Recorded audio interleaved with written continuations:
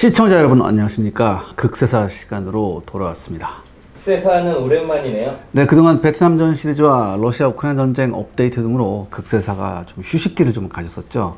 베트남전 시즌 1이 끝나고 원래는 이제 한국군의 베트남전을 정리한 베트남전 시즌 2를 기획을 했었습니다. 그런데 막상 시즌 2를 준비하려고 하니까 한국군의 베트남전에 대해서 제가 너무나 공부가 부족함을 제가 깨달았어요. 그래서 좀 공부가 좀 필요하다고 판단했습니다. 그래서요, 베트남전 시즌 2를 준비하는 기간 동안 그동안 휴식했었던 극세사를 회원 여러분께 선보이고자 합니다. 아울러 이 극세사는 베트남전과 마찬가지로 회원 여러분께 선공개된 후 일반 공개할 예정입니다. 시청자 여러분들의 많은 성원을 부탁드립니다. 요즘 러시아 우크라이나 전쟁이 한창인 가운데 2026년 중국의 대만 침공설이 나오고 있습니다. 그래서 이번 극세사에서는요, 1950년대 중반에 발생한 대만 해협 위기 당시 발발한 진먼다오, 즉 금문도 포격전에 대한 이야기를 여러분께 전해드리고자 합니다.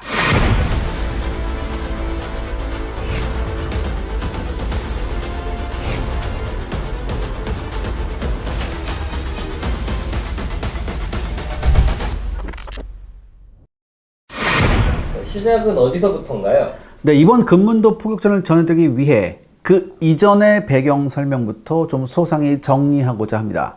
국민당이 대륙에서 축출된 시기는 1949년이었죠. 사실 1948년에 이미 동북인민해방군이 만주에서 국민당군을 격파함에 따라 사실상 국민당군은 패색이 짙어진 상태였습니다. 이에 따라 국민당 정부는 비밀리에 패전 이후의 대책에 대한 논의를 하면서 중공군의 공격에서 벗어나 다시 재기하는 데 필요한 요건을 갖추고 있는 대만으로의 철수 방안을 수립합니다.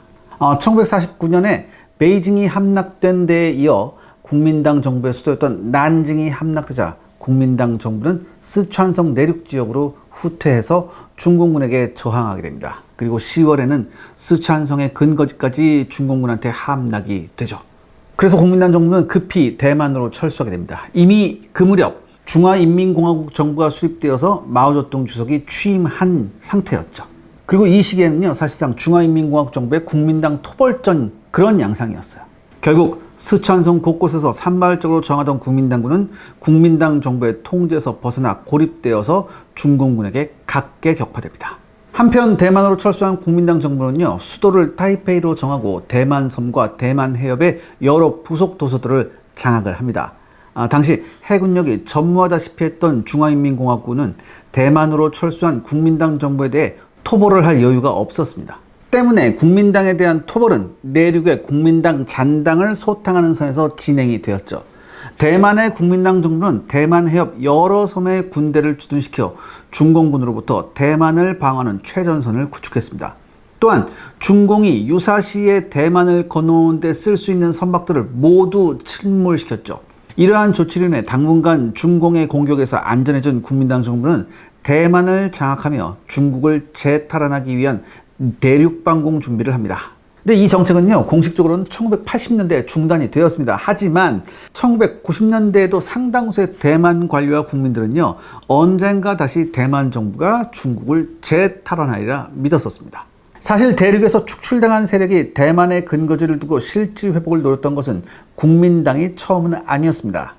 명나라가 이자성의 반란에 의해 멸망하고 청나라 순치제가 베이징에 입성한 후에 정성공, 그러니까 중국에서는 청쿵급 이렇게 얘기하죠. 이 정성공의 군벌 세력이 대만의 근거지를 두고 중국에서 청나라를 몰아내고 다시 명나라를 세우기 위해 대륙을 침공한 적이 있었습니다.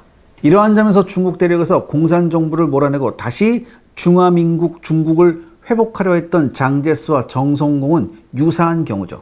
그래서인지요, 현재 대만 해군의 올리버 해저드 페리급 프리기함은요, 정쿵급 프리기함이라고 불리우고 있습니다.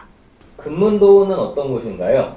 당시 국민당 정부는 대만 해협의 여러 도서 지역에 군대를 지둔시켰습니다. 이에 따라 중공이 대만 본토까지 장악하려면 먼저 대륙과 가까운 이들 도서 지역부터 탈환해야 했죠. 특히 금문도, 이제부터는 이제 원래대로 진먼다오라고 부를게요. 이 진먼다오는요, 하문, 이 하문은 이제 중국어로 샤먼이라고 하는데, 이 샤먼 바로 앞에 위치해 있기 때문에 반드시 공략해야 할 요충지였습니다. 그러니까 중공 입장에서 대만에 가장 빠르게 접근하려면요, 이 샤먼에서 출항해야 해요. 왜냐하면 이 샤먼에서 대만까지 우리가 가장 가깝기 때문이죠. 하지만 샤먼의 병력을 집결시켜 대만 상륙을 시도할 경우 가장 먼저 진먼다오에 위치한 국민당군 포병대의 공격을 받아 도리어 괴멸당할 수 있었습니다. 또한 국민당군이 전력을 회복한 후에 대륙 탈환을 목적으로 상륙을 시도할 경우 진먼다오가 유력한 교두보가 될 수 있었죠. 따라서 대륙에서 중국 공산당이 국민당의 잔당을 소탕하는 데 성공한 후 대만의 국민당 핵심 분자에 대한 소탕까지 완료하려면 반드시 진먼다오부터 점령해야 했습니다. 당시 국민당 정부는 중공 정부가 그때까지 제대로 장악하지 못했던 해안 지역에 대한 특수작전을 수행했었습니다. 그 근원지 중 한 곳이 바로 진먼다오였죠. 이러한 특수작전은 국민당 정부가 대만에서 더욱 힘을 키울 경우 중국 해안을 봉쇄하고 중공에 타격을 입힐 수 있었습니다. 국민당 정부 입장에서도 최대한 대륙에 행정적으로라도 영고권을 가질 수 있는 요충지를 확보하고 있어야 했는데요. 이 진먼다오는 푸젠성에 대한 행정적인 영고권을 유지할 수 있는 곳이었어요. 실제로 대만 정부 행정구역에 푸젠성이 포함되어 있고요. 대만 푸젠성 지방자치정부 청사가 진먼다오에 위치하고 있습니다. 따라서 중공이 진먼다오를 침공하면 이를 반드시 막아야 할 입장이었죠. 만약 대만 정부가 진먼다오를 중공에 뺏길 경우 대륙에 대한 영고권을 잃게 되고요. 중공이 대만으로 향하는 최단 거리의 입구를 내주게 돼서 대만마저 중공에 넘겨줘야 하기 때문입니다. 그래서 중공이 탈환을 시도하나요?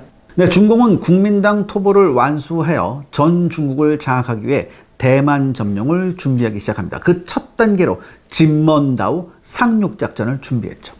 앞서 언급했던 것처럼 국민당군은 대만으로 철수하면서 중국 동남부 해안의 선박을 거의 남겨두지 않고 침몰시켰습니다. 이 때문에 중공이 상륙작전에 동원할 수 있었던 선박은요, 정크 선박이나 소형 어선 같은 목조 선박들이 전부였어요. 당시 중공군은 진먼다오에 주둔하는 국민당군은 2개 사단 정도에 불과할 것이라고 추측했었습니다. 그런데 실제로는요, 총 5개 사단이 주둔하고 있었어요. 나중에 3개 사단이 추가로 증원됐거든요. 또한 상륙작전이 시작될 무렵에는 1개 사단 병력이 추가로 진영되어서 총 4만여 명이 주둔하고 있었습니다. 중공은 이런 사실을 거의 파악하고 있지 못했었죠. 또한 이미 여러 차례 대륙에서 국민당을 격파했으며 진먼다오에는 대만에서 국민당이 급조한 병력만 있으니 2만 명 정도의 병력으로 단 하루 만에 진먼다오를 장악할 수 있다고 중공은 확신했었습니다. 실제로 당시 진먼다오에 주둔한 병력 상당수는요, 대만에 본적을 두고 있던 병사들로 구성되어 있었어요. 이에 따라 중공군의 총 상륙군은 1만 9천여 명으로 결정이 됩니다. 그리고 이들을 상륙시키기 위해 수백여 척의 목조 어선들을 징발했죠.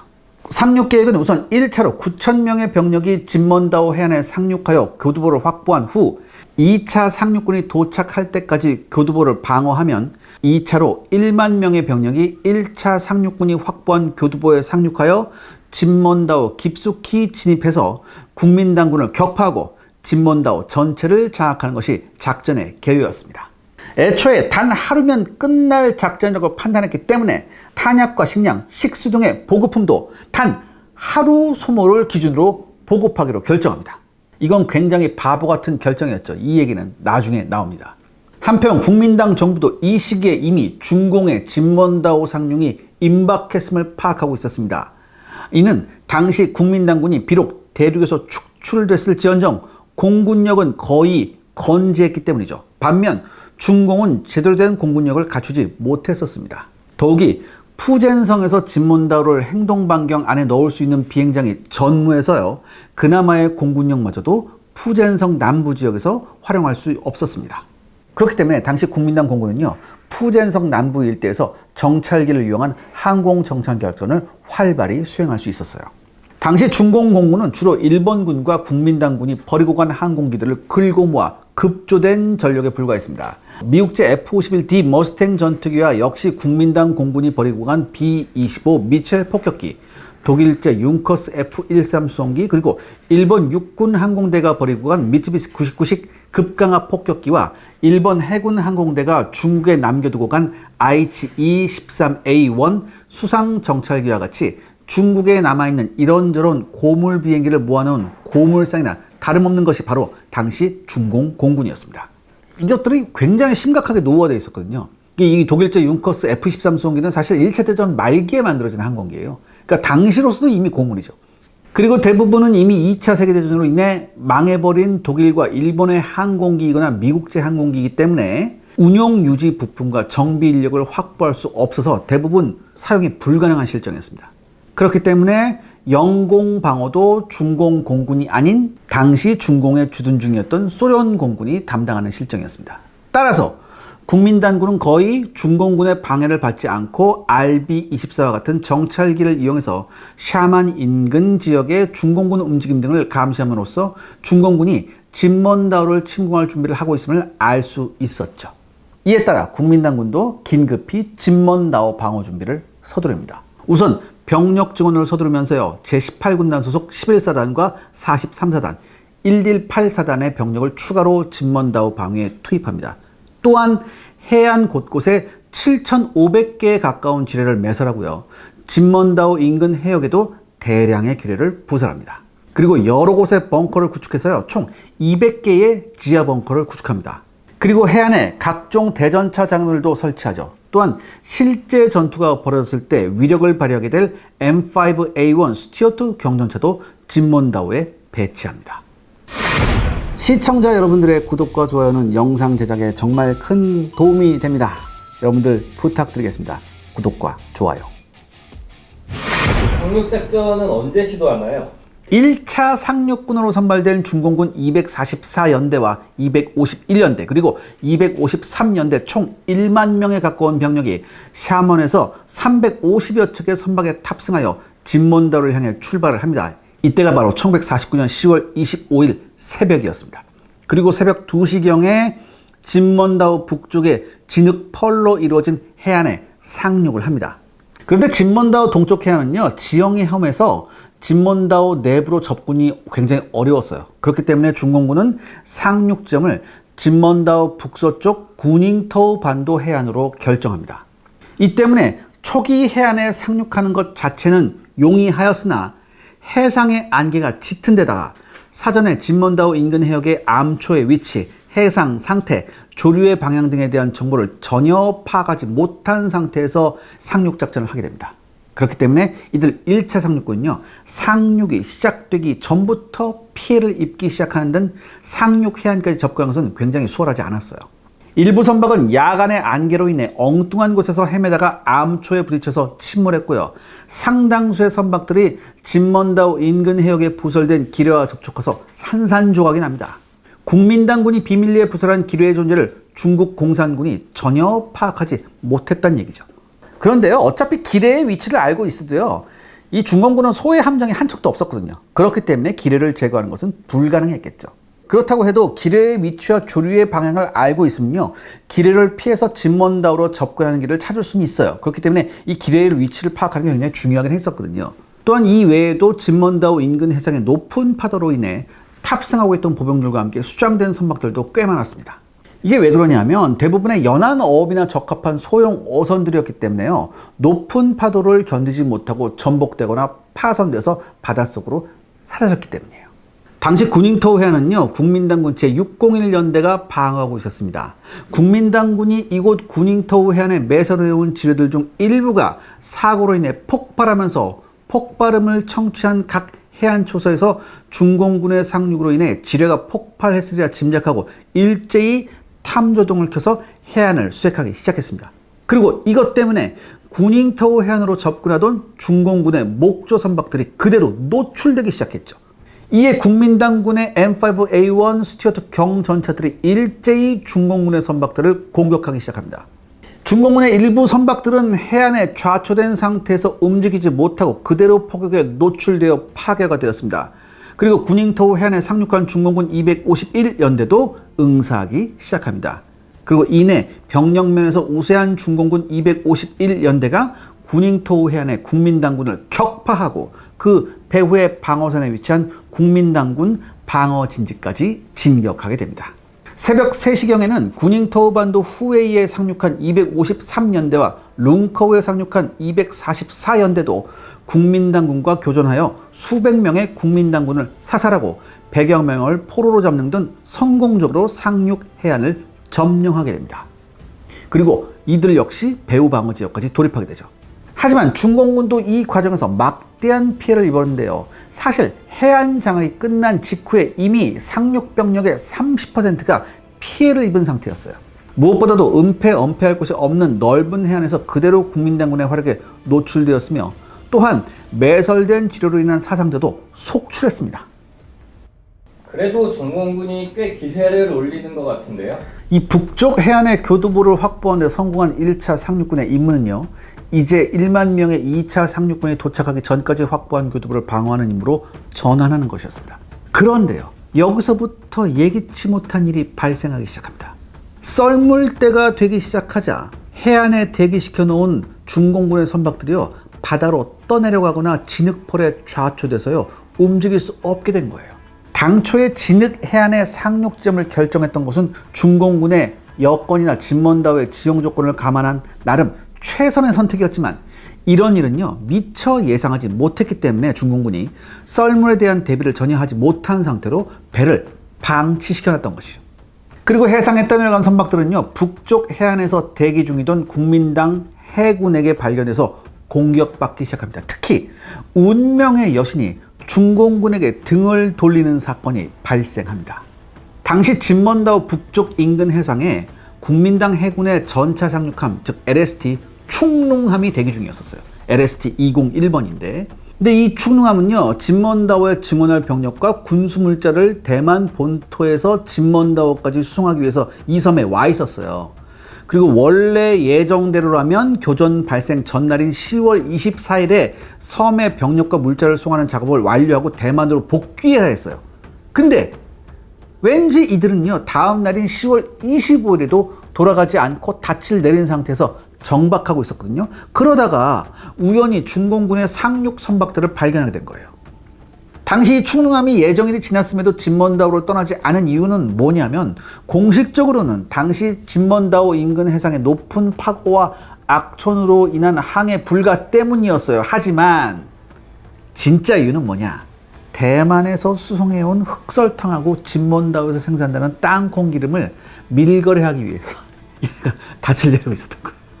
근데 10월 24일에 진먼다우에서 흑설탕하고 맞바꿀 수 있는 충분한 양의 땅콩 기름이 만들어지지 않았었어요. 이것 때문에 이 땅콩 기름이 다 만들어질 때까지 계속 충농함이 진먼다우 앞바다에 떠 있었던 거예요. 정박해 있었던 거예요. 이거 땅콩 기름 다 와야지 바꾸니까. 당시 장제스 정권이요, 국민당 군과 정부의 부패를 철결하기 위해서 잔혹한 방법까지 동원하고 별짓을 다 했는데요, 이 오랫동안 관습이 되어버린 국민당군의 부패가 이 하루아침에 척결된 것은 아니었습니다. 이 충농함도 군대 내부의 부정한 물자 거래를 위한 운반책으로 이용되다가 우연히 중공군이 진먼다우까지 타고 온 정크 선박들을 목격하게 된 거죠. 그러니까 어떻게 하겠어요?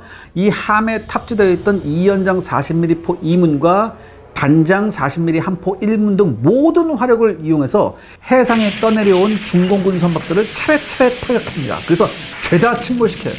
또한 해안 진흙벌에 좌초된 선박들은요, 충농함을 타고 진먼다우에 도착했던 국민당군 부대의 화염 방사기와 수류탄에 의해서 죄다 모조리 파괴됩니다. 전부 목조 선박이었기 때문에 화염 방사기에 의해 굉장히 쉽게 타올랐어요. 그렇기 때문에요, 이 중공군의 상륙 작전은 결정적인 타격을 입게 됩니다.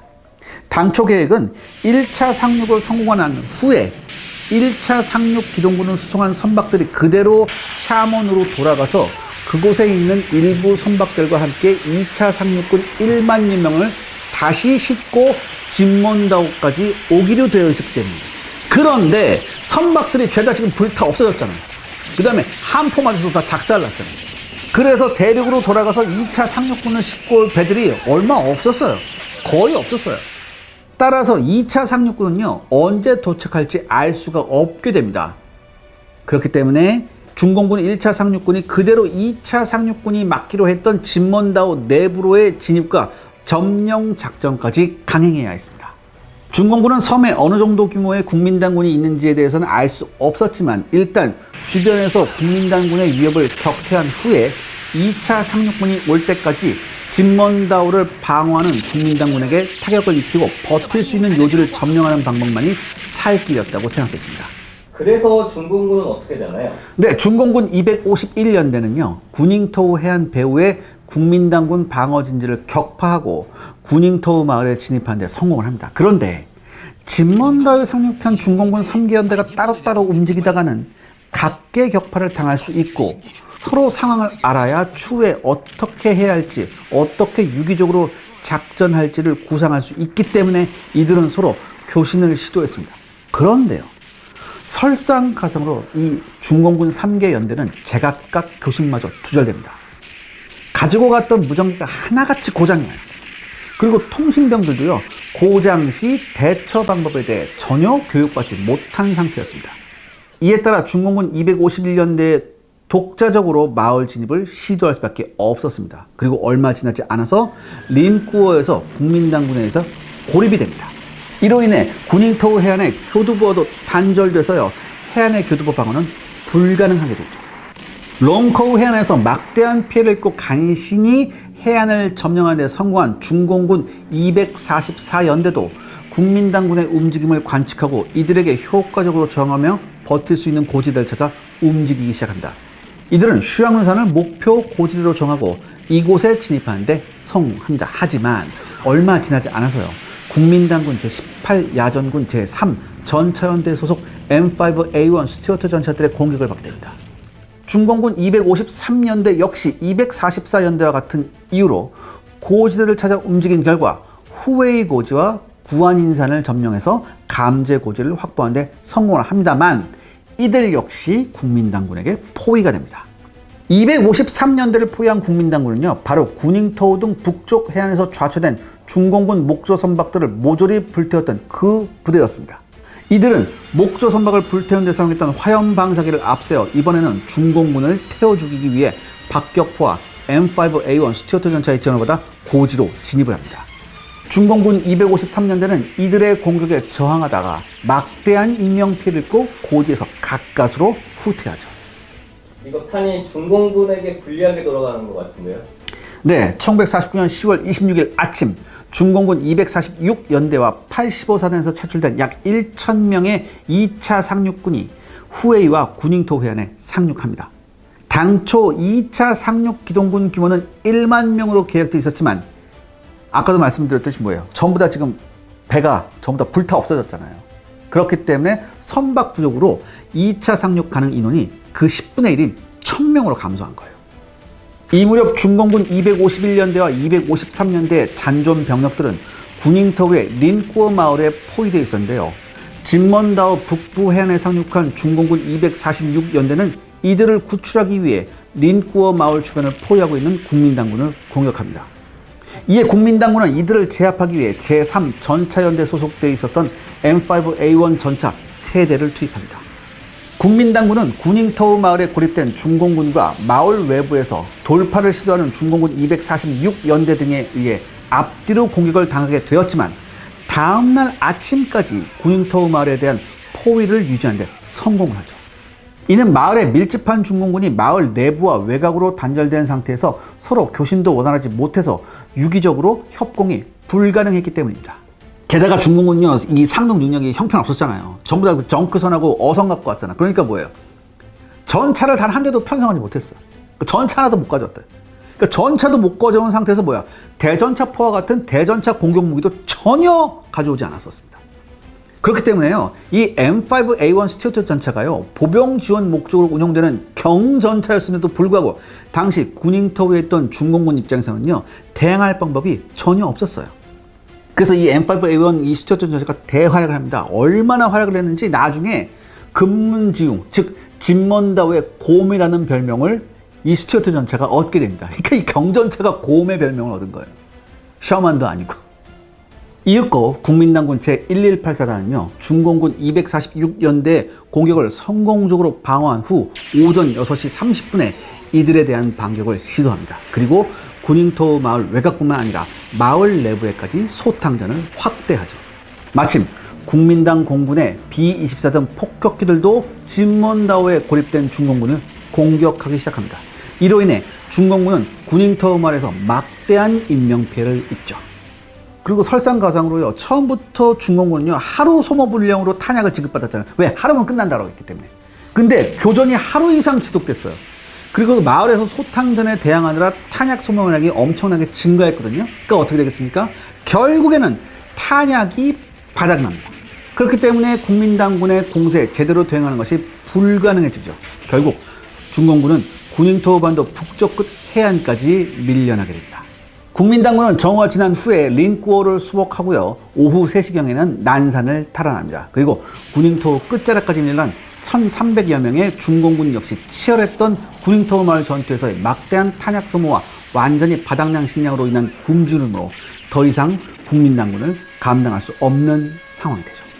더욱이 뒤로는 바다가 가로막혀 있어 더 이상 후퇴할 것도 없이 고립됐습니다. 그러니까 어떻게 하겠어요? 항복해버립니다. 그냥 다 전부 다 항복해버려요. 이로써 1949년 10월 27일에 중공군의 진먼다오 상륙작전은 완전히 실패로 끝나게 됩니다. 시청자 여러분들의 구독과 좋아요는 영상 제작에 정말 큰 도움이 됩니다. 여러분들 부탁드리겠습니다.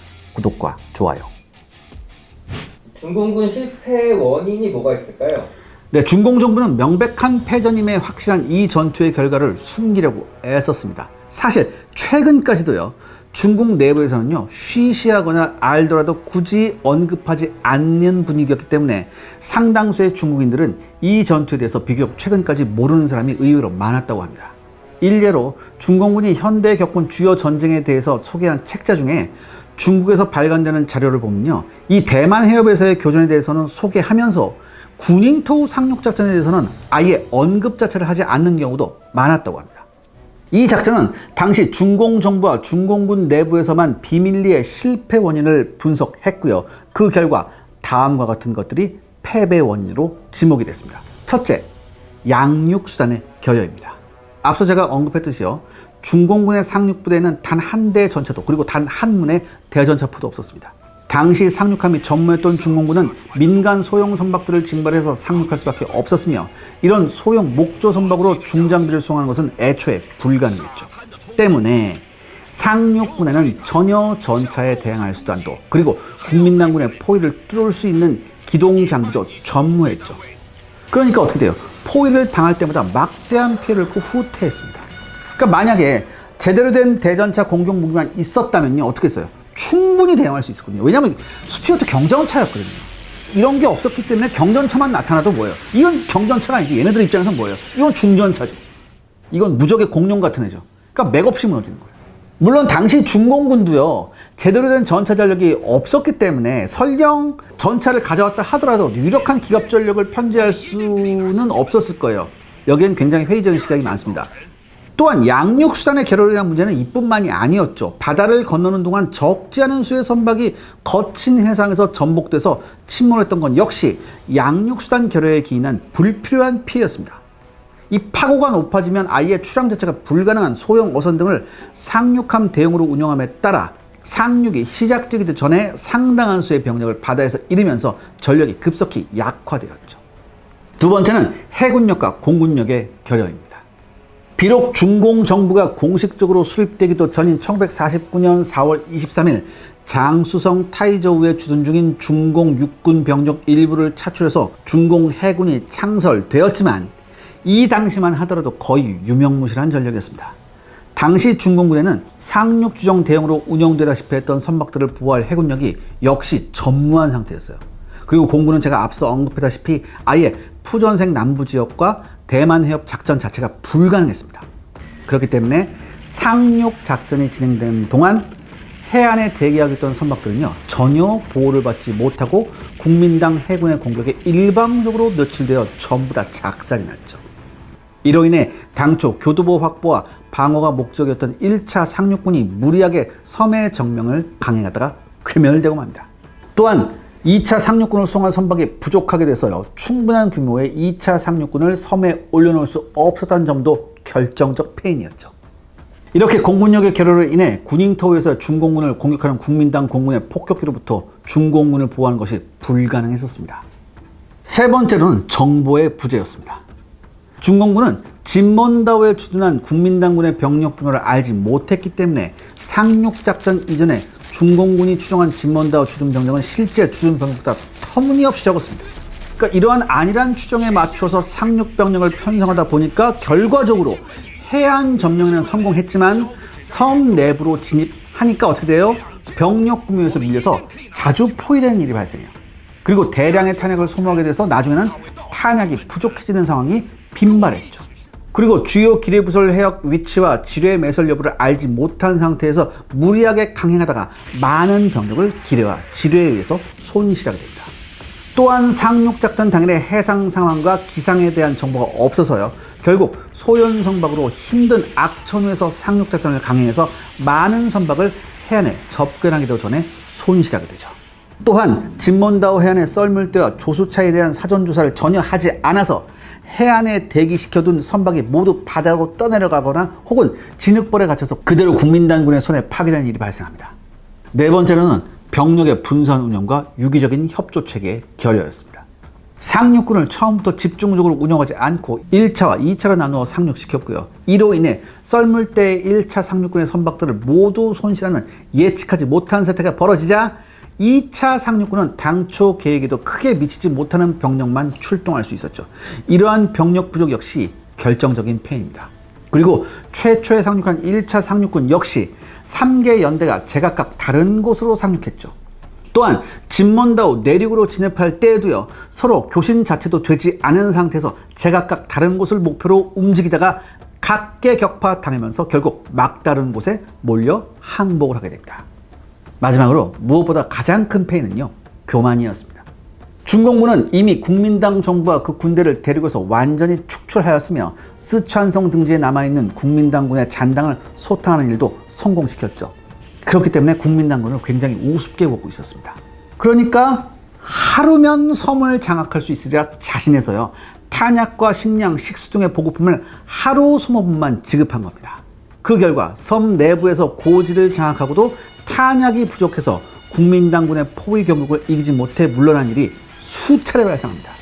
결정적으로요, 마을에 고립되었을 때 대량의 탄약 소모를 감당하지 못해서 결국 국민당군의 포위 공격에 결정적인 반격을 하지 못했고 최종적으로 군인토 반동 끝자락에서 탄약이 완전히 바닥나게 되죠.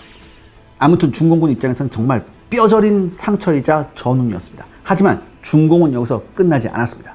이러한 전운을 바탕으로 중공 정부는 재차 진몬다오 상륙작전을 준비합니다. 그리고 공군력과 해군력의 부족을 만회하기 위해 대대적인 해공군력 증강을 서두르게 되죠. 이후에 벌어지는 대만 해협에서의 무력 충돌에서는 해군력과 공군력을 적극적으로 중공이 활용하게 됩니다. 하지만 1950년 6월 25일 6.25 전쟁이 한국에서 발발하면서 적지 않은 중공군 병력이 단둥으로 이동해야만 했습니다. 중공군이 본격적으로 항미 원조 의용군의 명목으로 중공군을 참전시키면서 진몬다오 재침공을 위해 준비한 병력을 할 수 없이 한반도로 이동시켜야 됐죠. 이에 따라 1951년에 계획되었던 진몬다오 재침공 계획은 무산되었습니다. 하지만 한국전쟁이 끝난 이후 중공군은 다시 한번 대만을 침공하기 위해서 계획을 세우게 됩니다.